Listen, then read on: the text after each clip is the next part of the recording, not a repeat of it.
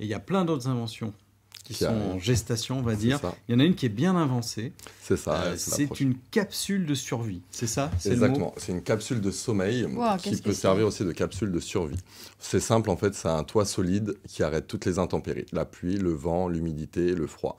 Tout ce dont une personne dormant dehors peut être assujettie.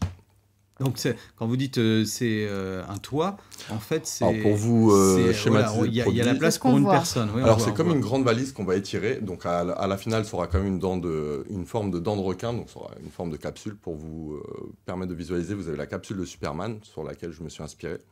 Et en fait, c'est une valise qu'on va étirer sur les côtés de sorte à avoir un toit solide pour dormir. C'est pas négligeable d'arrêter l'humidité, le froid, la pluie et tout ce qui est intempérie lorsqu'on dort dehors.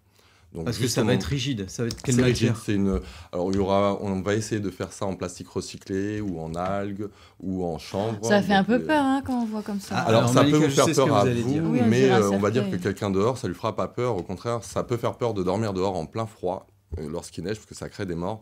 On préférera toujours rentrer dans une capsule juste pour la période de sommeil que de dormir directement sur un banc au contact du froid. Je vous invite même juste à essayer, je vous jure que le lendemain, vous prendrez ma capsule.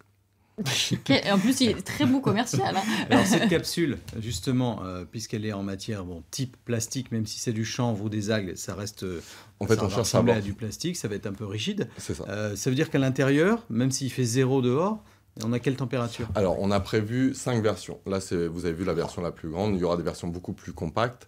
Et dans la paroi, on va y glisser une forme de couverture de survie un peu plus épaisse qui réfléchit la chaleur. Donc, je vais faire appel à d'autres inventeurs qui ont inventé de certains petits objets qui peuvent être utiles, y compris ce petit tapis. Et ça va réfléchir la chaleur de la personne se trouvant dedans. Et dans les versions un peu plus avancées, il y aura aussi des systèmes solaires permettant de réchauffer juste pour la période de sommeil. Ah ouais, c'est vraiment...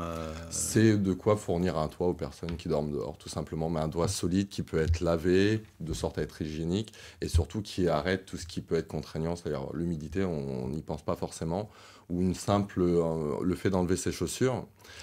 Pour dormir, ça, lorsqu'un SDF le fait, le lendemain matin, il n'est pas sûr de retrouver ses chaussures. Et là, le fait de pouvoir les retirer, ça lui permet de vraiment dormir à l'aise.